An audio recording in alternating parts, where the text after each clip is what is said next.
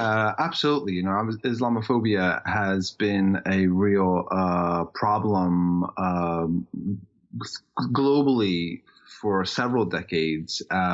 This is not the first intervention by the UN. They've always come out rather strongly. I think, however, what differentiates the moment now as opposed to previously with, say, Kofi Annan, is that we are living in a moment where Islamophobia is, I wish I could say peaking, but increasing as a global phenomenon. And it happens as a global phenomenon because we, in some ways, live in a global world, but also because it corresponds to the rise of ethno-nationalism and the way ethno-nationalist parties and ideologies are taking over a number of different countries, whether that's India, Hungary, Poland, the United States, and unfortunately Israel, of course, and we can go on forever. So I think there's a correspondence to why the UN has to make this articulation at this moment.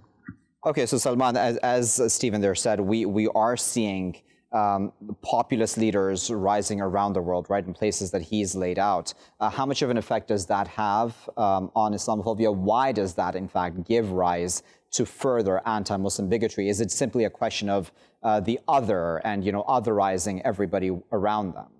No, because why would it be so focused on Muslims? I mean, there are different ways of thinking about others. It doesn't have to be on Muslims. And I think we have to look at the specificity of the emergence of Islamophobia as a global phenomenon. And one of the issues is this, as Stephen's already mentioned, there is a kind of family resemblance in a number of ideologies and political movements and now political state actors who are wedded to Islamophobia, not just because it's the other, it's because that gives coherence to part of their worldview.